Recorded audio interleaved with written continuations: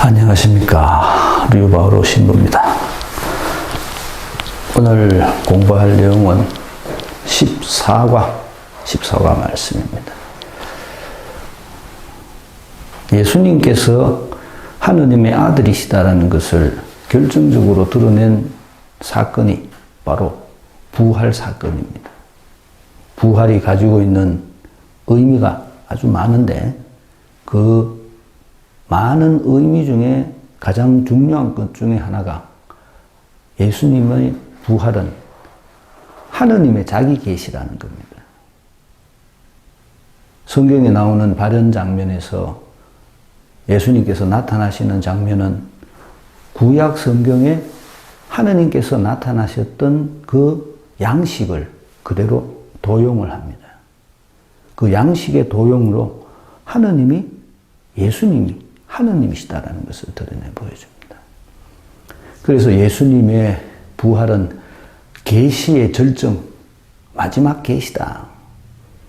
이 세상에 있는 모든 사람들이 마지막에 어떻게 될 것인가를 보여준 영의 세계의 완성, 그거를 드러내는 것이다. 그리고 그 영의 세계는 아들이신 예수님에 의해서 다스려지게 될 것이다. 요거를 보여주는 겁니다. 그래서 사실은 그리스도교 신앙의 가장 근본 바탕은 부활입니다. 부활을 모르면 우리들이 그리스도교를 알기가 어렵습니다.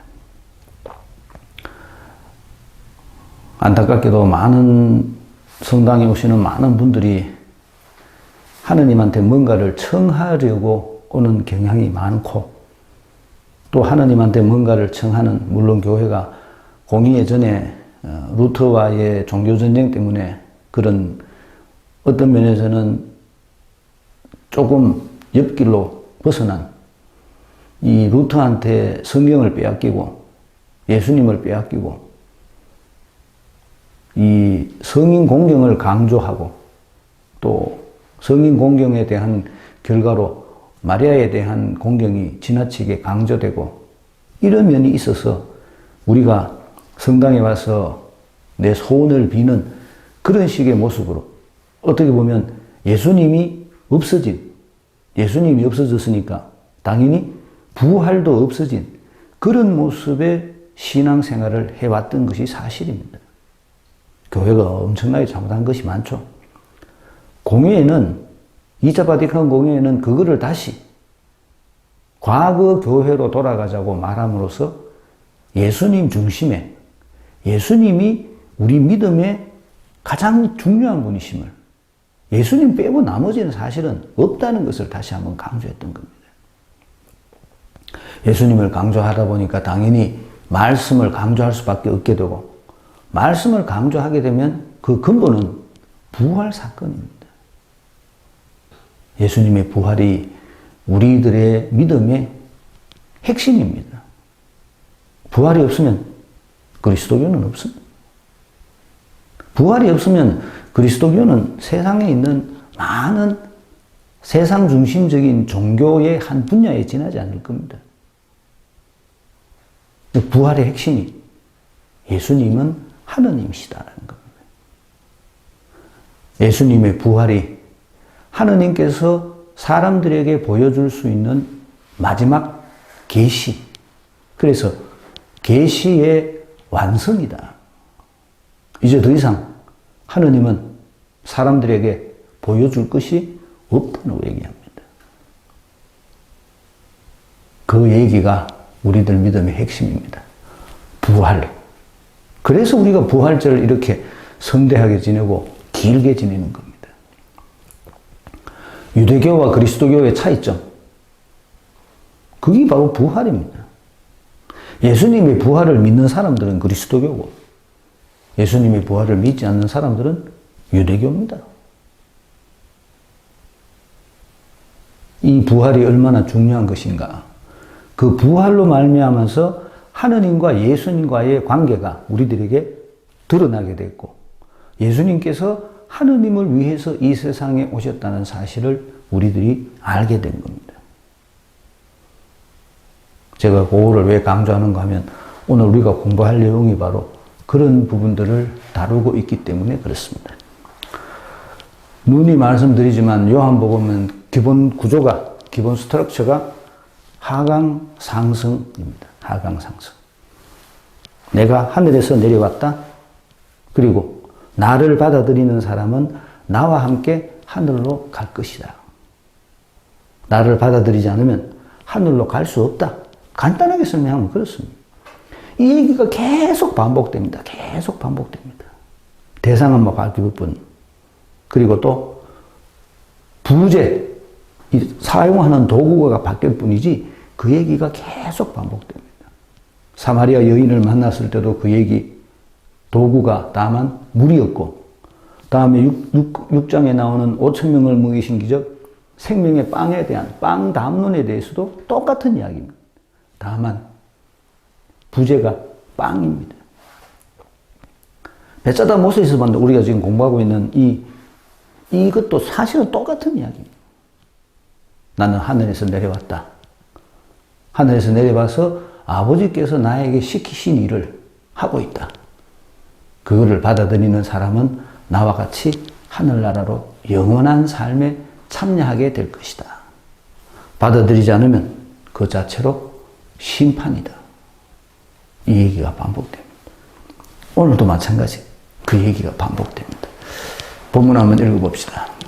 그리하여 유다인들은 예수님께서 안식일에 그러한 일을 하셨다고 하여 그분을 박해하기 시작하였다. 그러나 예수님께서는 그들에게 내 아버지께서 여태 일하고 계시니 나도 일하는 것이다 하고 말씀하셨다. 이 때문에 유다인들은 더욱 예수님을 죽이려고 하였다. 그분께서 안식일을 어기실 뿐만 아니라 하느님을 당신 아버지라고 하시면서 당신 자신을 하느님과 대등하게 만드셨기 때문이다. 예수님께서 그들에게 말씀하셨다. 내가 진실로 진실로 너희에게 말한다. 아버지께서 하시는 것을 보지 않고서 아들이 스스로 할 수 있는 것은 하나도 없다. 그분께서 하시는 것을 아들도 그대로 할 따름이다. 아버지께서는 아들을 사랑하시어 당신께서 하시는 모든 것을 아들에게 보여주신다. 그리고 앞으로 그보다 더 큰 일들을 아들에게 보여주시어 너희를 놀라게 하실 것이다. 아버지께서 죽은 이들을 일으켜 다시 살리시는 것처럼 아들도 자기가 원하는 이들을 다시 살린다. 아버지께서는 아무도 심판하지 않으시고 심판하는 일을 모두 아들에게 넘기셨다. 모든 사람이 아버지를 공경하듯이 아들도 공경하게 하시려는 것이다. 아들을 공경하지 않는 자는 아들을 보내신 아버지도 공경하지 않는다. 내가 진실로 진실로 너희에게 말한다. 내 말을 듣고 나를 보내신 분을 믿는 이는 영생을 얻고 심판을 받지 않는다. 그는 이미 죽음에서 생명으로 건너갔다. 내가 진실로 진실로 너희에게 말한다. 죽은 이들이 하느님 아들의 목소리를 듣고 또 그렇게 들은 이들이 살아날 때가 온다. 지금이 바로 그때다. 아버지께서 당신 안에 생명을 가지고 계신 것처럼 아들도 그 안에 생명을 가지게 해주셨기 때문이다. 아버지께서는 또 그가 사람의 아들이므로 심판을 하는 권한도 주셨다. 이 말에 놀라지 마라. 무덤 속에 있는 모든 사람이 그의 목소리를 듣는 때가 온다. 그들이 무덤에서 나와 선을 행한 이들은 부활하여 생명을 얻고 악을 저지른 자들은 부활하여 심판을 받을 것이다. 나는 아무것도 스스로 할 수 없다. 나는 듣는 대로 심판할 따름이다. 그래서 내 심판은 올바르다. 내가 내 뜻이 아니라 나를 보내신 분의 뜻을 추구하기 때문이다. 같은 이야기가 반복이 되죠. 똑같은 이야기가 반복이 되는데 다만 한 가지 중요한 것이 하나 첨가되는데 그게 뭔가 하면 유대인들이 왜 예수님을 죽이려고 하는가에 대한 이유가 나옵니다. 그 첫째 이유가 뭔가 하면 안식일을 어겼다. 둘째 이유는 하느님과 자신을 하느님과 대등하다고 했다. 자기가 하느님이라고 말했다는 거죠. 근데 사실은 이 두 가지는 결합되어 있습니다. 왜 안식일이 중요한가 하면 하느님께서 안식일을 만드셨기 때문에 안식일이 중요합니다. 우리가 창세기에 보면 창조했던 하느님이 빛이 있으라. 빛이 생겼고 어쩌고 일곱 번째 날 쉬셨다. 이렇게 되어 있죠. 우리가 언뜻 보기에는 제일 중요한 게 빛이 있으라 했는 게 제일 중요한 것 같은데 사실은 그게 아니고 쉬셨다가 중요합니다. 창조의 모든 역사가 우리가 듣고 있는 창조 이야기가 마지막 날 안식일을 중심으로 이루어져 있습니다. 제가 요새 그 책을 하나, 희한한 책이, 수메르 하는 책, 최초의 문명 수메르 하는 책을 하나 구입을 해가 지금 보고 있는데, 그 수메르 하는 책의 배경이 어딘가 하면 지금 쿠웨이트 부근입니다. 티그리스 강과 유프라테스 강이 만나는 그곳 지역의 이름이 뭔지 아세요? 그 지역의 이름이 에덴입니다. 그래서 창세기에 나오는 모든 이야기들이 그 수메르 신화 속에 다 담겨져 있습니다. 최초의 문화. BC 6000년, 이게 BC는 아니고, BC로 따지면 지금부터 6000년 전이니까 BC로 하면 4000년 전이죠. 4000년 전부터 그곳에 사람들이 살기 시작했답니다. 도시를 만들어서 살기 시작했답니다. 도시니까 벌써 자본이 있었겠죠. 자본이 있으니까 문화가 생기게 됩니다. 문화의 근거는 뭡니까? 기록입니다. 기록. 글을 쓰기 시작했다는 거죠. 글을 쓰게 된 배경도 뭔가 하면 물물교례를 하기 위해서 글을 쓰기 시작했답니다. 표시하려고. 거기서부터 이제 문명이 시작이 된다는 겁니다. 그리고 그 문명은 인간이 기록을 남겨서 후세들에게 똑같은 잘못을 반복하지 않도록 함으로써 축적되는 거죠. 그 문명의 축적이 신화를 만들었다. 그 얘기가 거기에 그대로 다 나옵니다. 창조 얘기도 그대로 다 나옵니다. 홍수 이야기도 그대로 다 나옵니다. 아마 창세기 저자가 어딘가에서 그런 이야기들을 들었겠죠. 그래서 그 들은 이야기들을 자기가 창세기를 쓰면서 인용했을 겁니다. 어쨌든 안식일이 핵심입니다. 두 번째 얘기는 하느님과 대등하다고 말했는데, 우리가 알고 있는 십계명 중에 첫 번째 계명이 나 외에 다른 신을 섬기지 마라. 그게 1계명이죠. 근데 사실은 그 십계명 전체도 따지고 보면 한 개의 계명밖에 없습니다. 내가 나 외에 다른 신에 포함되는 게 이 재물 다음에 뭐 이런 여러 가지 많은 것들, 이런 모든 것들이 나를 외에 다른 신을 섬기는 일에 해당된다는 겁니다. 그만큼 유대교가 가지고 있는 개념은 고정 개념입니다. 하느님은 한 분이시다라는 겁니다. 하느님이 왜 한 분이냐? 가장 높으신 분이니까, 피나클이 꼭대기니까 한 분이라는 겁니다. 사실은 좀 굉장히 경직된 사고방식입니다. 전에 제가 언젠가 한번 말씀드리지 싶은데, 캐나다에 있을 때 인도 신부 항상 얘기를 합니다. 하느님 한 분은 별로 안 좋다.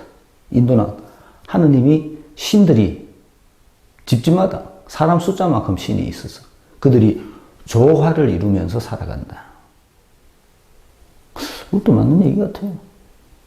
과연 어떤 게 옳은지 모르지만 하여튼 유대인들이 결코 양보할 수 없었던 이야기가 하느님은 한 분이라는 겁니다. 그런데 이 그리스도교는, 새로운 종교 그리스도교는 부활 경험에 의해서 그 예수님이 하느님이라는 것을 깨달았기 때문에 예수님도 하느님이라고 얘기를 합니다.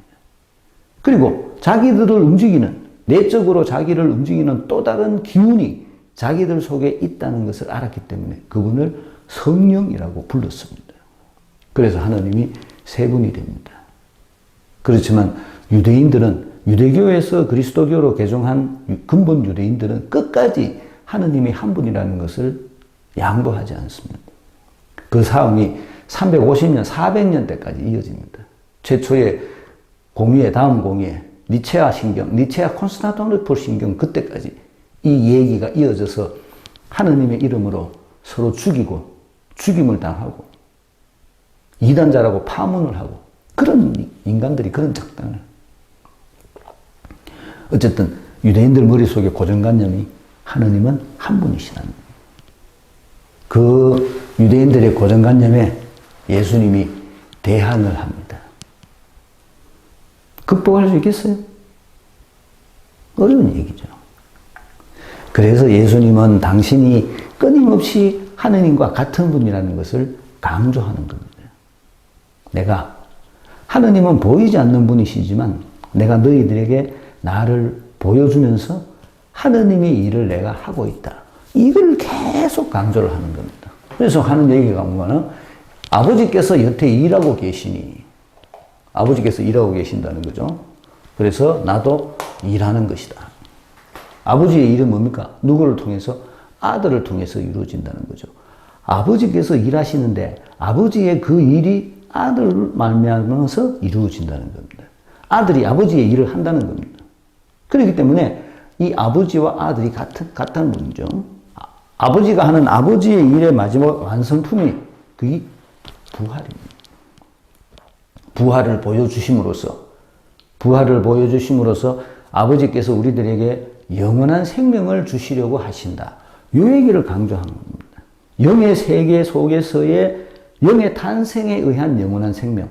그 영의 탄생의 근원은 내가 예수님을 받아들이는 것이고 그로 인해서 이 세상에 영원한 생명이 왔다. 그 일을 하러 왔다. 그 일의 완성이 부활이다. 계속 그 얘기를 하시는 겁니다. 그래서 아버지가 하는 것을 보지 않고서 아들이 스스로 할 수, 아버지와 아들의 동일성에 대해서 예수님은 끊임없이 강조하십니다. 요 모든 일들이 아버지와 아들 사이에서의 동일성입니다. 내가 스스로 하는 것은 하나도 없다. 아버지께서 다 나에게 보여주셨다. 그리고 아버지께서는 더 큰 일도 보여주시고 너희를 놀라게 하실 것이다. 더 큰 일이 뭐예요? 더 큰 일이 부활입니다. 부활. 하느님께서 예수님을 부활하게 하실 것이다. 영적 현존. 사실은 굉장히 어려운 얘기입니다. 어려운 얘기인데 알아듣기 힘든 얘기죠. 그래서 부활은 경험이라고 말합니다. 깨달음입니다. 깨달음. 내가 그거를 깨달아야 됩니다. 제가 강론 시간에 강조하는데 혼자서는 못 깨닫습니다. 그거를 깨닫기 위해서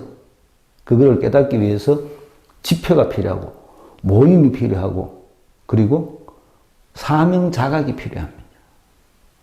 그게 있어야만이 깨달을 수가 있다는 겁니다. 오늘 금요일인데 오늘 독서 말씀이 요즘 부활식이니까 사도행전을 들으니까 사도 바오로의 회심 장면인데 그 회심 장면도 사실은 똑같습니다. 발현 장면입니다.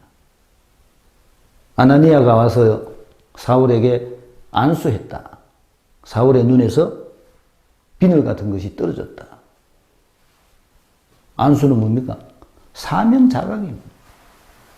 사울은 세상에 나가 복음을 전하기 시작했다. 사실은 우리 신자들도 부활을 경험하려면 사명 자각이 있어야 돼요. 사명을 자각하도록 해줘야 됩니다. 그 사명 자각은 어디서 오는 겁니까? 사명 자각은 내가 예수님의 말씀을 받아들였을 때 비로소 가능해지는 겁니다. 내가 예수님의 말씀을 받아들이지 않는다면, 수용하지 않는다면 나는 절대 사명을 깨달을 수 없고 부활을 경험할 수가 없고 내 믿음은 세상 믿음하고 똑같아지는 겁니다. 예수님께서 그 얘기를 하시는데 계속 그 얘기를 하시죠. 핵심은 목소리를 듣고 또 그렇게 들은 이들이 살아날 때가 온다. 똑같은 얘기입니다.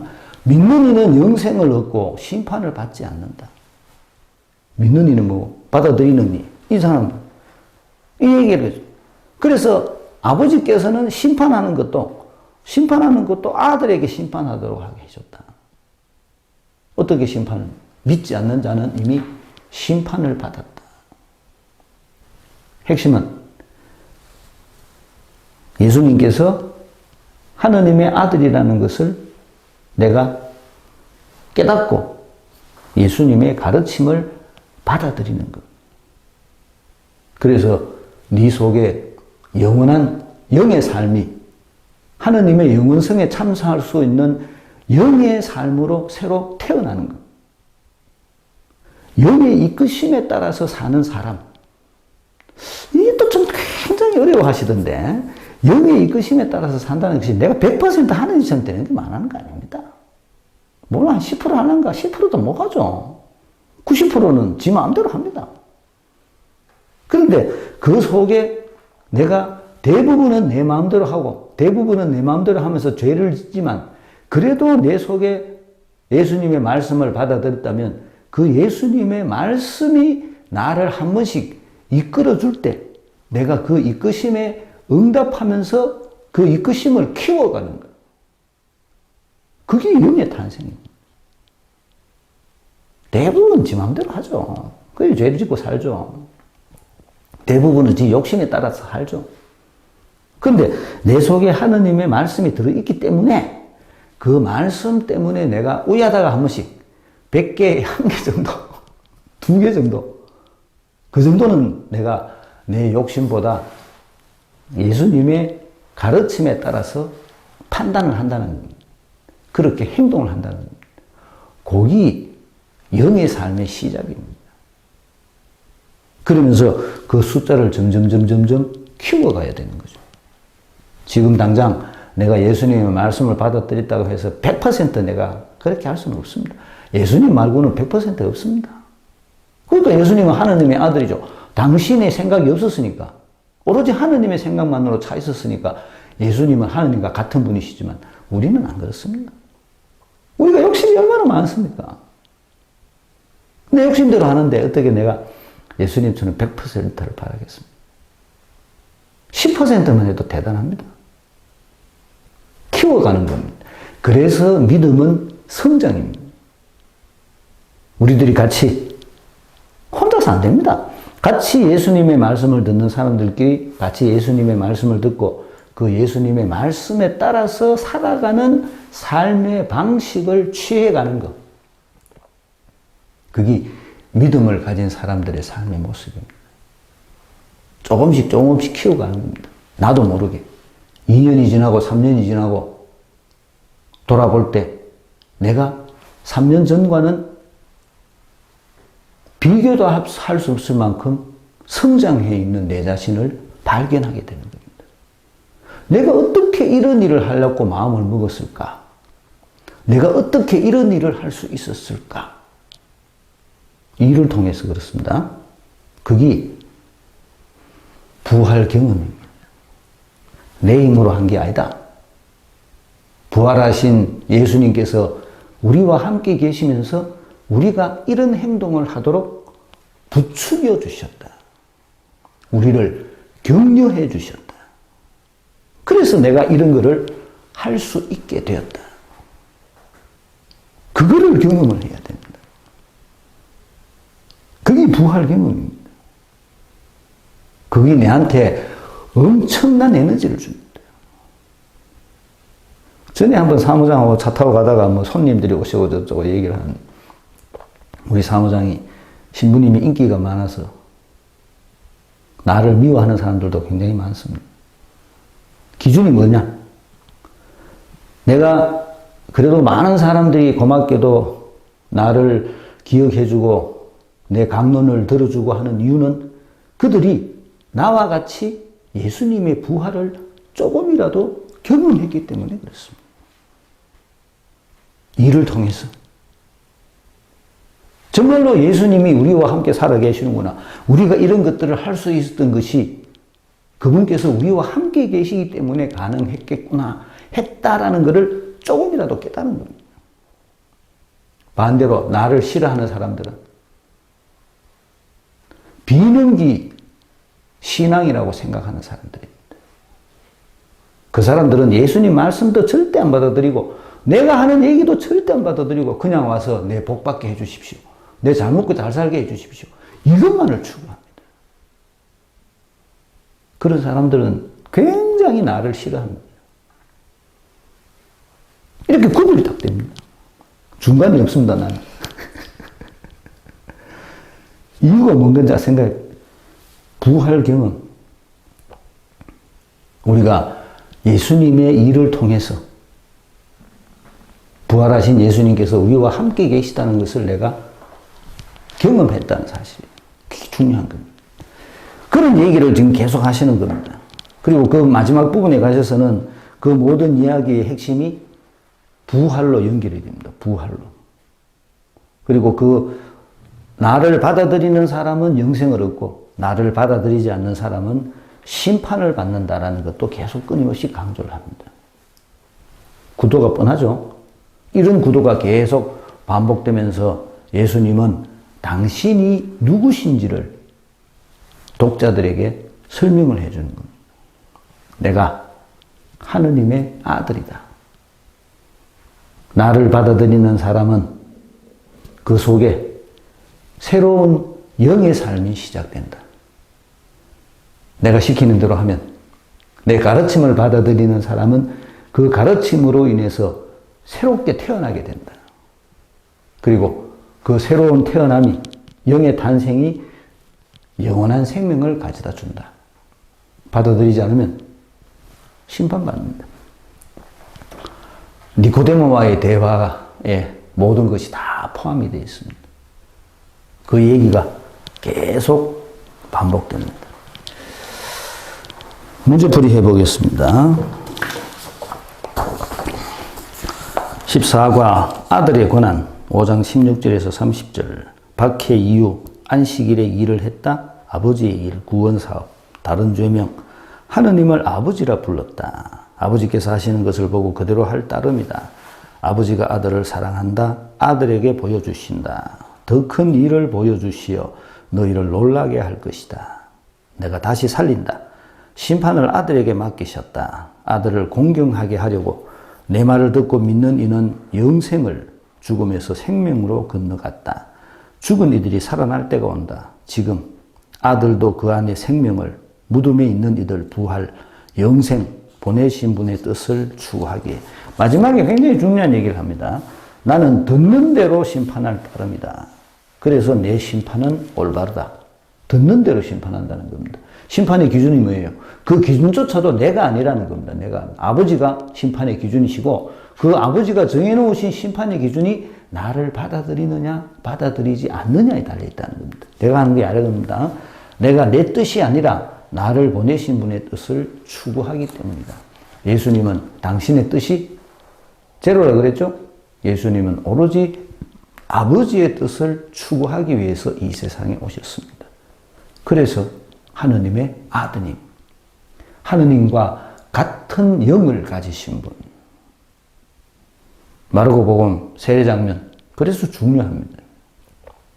아버지와 같은 영을 가지신 분, 그걸 강조하는 겁니다.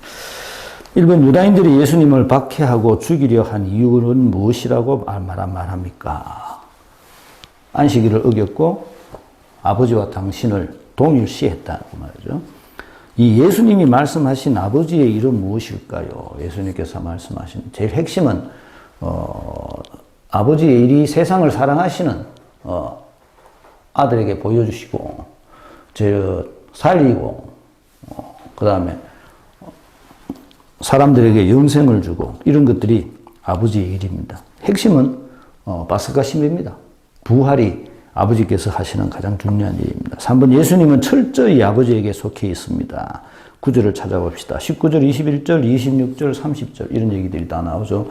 핵심이 내 뜻이 아니라 나를 보내신 분의 뜻을 추구한다. 이 얘기를 하려고 하는 겁니다. 나는 내 혼자서는 존재할 수 없다. 나는 혼자는 없다. 아버지가 있기 때문에 내가 있다. 그 얘기 말씀하십니다. 4번 예수님은 어떻게 아버지의 일을 할 수 있었습니까? 중요한 단어를 찾아봅시다. 19절에 아버지가 할 수 있는 것은 아버지께서 하시는 것을 보지 않고서 아들이 스스로 할 수 있는 것은 하나도 없다. 뭘 봤다는 거죠? 아버지를 봤다는 겁니다. 아버지를 봤다. 이걸 또 굉장히 얘기합니다. 나중에 필립보 얘기하죠. 필립보 아버지 예수님 저희에게 아버지를 보여줬으면 좋겠습니다. 예수님 뭐라 그런 건가? 네가 나를 봤으면 아버지를 본 것이다. 내가 길이요 진리요 생명이다. 그렇게 얘기하십니다. 그렇기 때문에 아버지께서 하는 것을 봤기 때문에 내가 그대로 한다는 겁니다. 못 봤으면 못 했다. 그럼 네 언제 봤노? 그 소리가 뭐겠어요? 내가 하늘에서 내려왔다는 얘기. 하늘에서 내가 봤다는 겁니다. 하늘에서. 누구는 못 봤잖아. 너는 하늘에서 봤다. 그 얘기를 하는 겁니다. 5번 아버지께서 그렇게 하신 이유는 무엇입니까? 아버지께서 그렇게 하신 이유는 너희를 놀라게 하실 것이다. 와 놀라게 하려고 합니까? 놀라야만이 이 아들이 아버지에게서부터 왔다는 것을 알게 된다는 겁니다. 6번, 아버지께서 아들에게 주신 가장 큰 역할은 무엇입니까? 심판하는 일입니다. 심판하는 일. 심판하는 일을 모두 아들에게 주셨다. 왜 하면 심판된다 그랬죠? 아들을 받아들이지 않으면, 아들의 가르침을 받아들이지 않으면 심판받습니다. 7번, 그 고난을 넘긴 이유와 심판을 피할 수 있는 방법을 찾아봅시다. 내 말을 듣고 나를 보내신 분을 믿는 이는 영생을 얻고 심판을 받지 않는다. 내 말을 듣고, 핵심 뭐예요? 말을 듣고, 수도 없이 하는 소리죠. 내 말을 듣고, 내 말을 듣고 나를 보내신 분을 믿느니, 내 말을 듣는 게 나를 보내신 분을 믿는 일입니다. 그게 영생이에요, 영생. 죽음에서 생명으로 건너갔다. 내가 내 말을 듣고, 내 말을 나중에 또 8장에 보면 나오죠. 내 말이 너희 마음 안에 들어있다면 너희는 내 제자다. 진리를 알게 될 것이고 진리가 너희를 자유롭게 해줄 것이다. 끊임없이 하는 얘기 핵심, 내 말을 받아들여야 된다. 내 말을 받아들이면 아버지께서도 내가 아버지로 말미암아 살듯이 내 말을 받아들이는 사람은 나로 말미암아 살 것이다. 나중에 담론 6장에 그런 얘기를 하십니다. 사도 바울도 그런 얘기를 합니다. 갈라디아서 말씀, 필립비서요. 나는 내가 사는 것이 아니라 그리스도께서 사는 것이다. 그리스도께서 내 안에 사시면서 나를 움직이신다. 그런 얘기를 합니다. 놀라운 얘기입니다. 그게 우리가 추구하고 있는 신앙인의 삶의 목적입니다. 예수님의 가르침이 나를 움직이도록, 비는 게 아니고 다른 세상 얘기를 하는 겁니다. 건너가지 못하니까 그걸 이해를 못하는 거죠. 내 눈이 아직도 세상에 있기 때문에 영의 세계를 못 보기 때문에 그걸 이해를 못하는 거죠. 7번, 그 고난을 넘기신 이유와 심판을 피할 수 있는 방법 아까 설명해 드렸죠. 8번, 아버지를 따라 아들이 가진 결정적 특혜는 무엇입니까? 26절에 나옵니다. 결정적 특혜. 생명입니다. 생명. 생명을 가지게 해주셨다. 어떤 생명? 영원한 생명입니다. 영원한 생명. 9번, 아들이 가진 고난을 처음부터 찾아봅시다. 21절, 아들이 가진 죽은 이를 다시 일으키시고, 그리고 심판하지 않으시고, 24절, 영생을 얻게 되고, 그리고 26절에, 생명을 가지게 해준다. 이런 것들이 아들을 믿는 사람, 아들이 가진 권한입니다. 10번, 예수님은 당신의 역할이 무엇인지 분명히 말씀하십니다. 찾아봅시다. 역할 나를 보내신 분의 뜻을 추구하는 것. 그게 내가 해야 될 가장 중요한 일이다. 그렇게 말씀하십니다. 신앙의 삶은 힘든 삶입니다. 세상 삶에서 볼 때는 굉장히 힘든 삶입니다. 화려한 것도 없습니다. 그렇지만 우리는 세상 사람들이 알지 못하는 영적 가치, 그리고 부활 경험으로 인해서 다른 양식을 가지고 있는 겁니다. 성경의 다른 부분에도 나옵니다. 그 양식이 우리를 영원한 생명으로 인도해 줍니다. 이 동영상을 보는 모든 우리 교우분들이 예수님의 부활을 경험해 봤으면 좋겠습니다. 안녕히 계십시오. 마치겠습니다.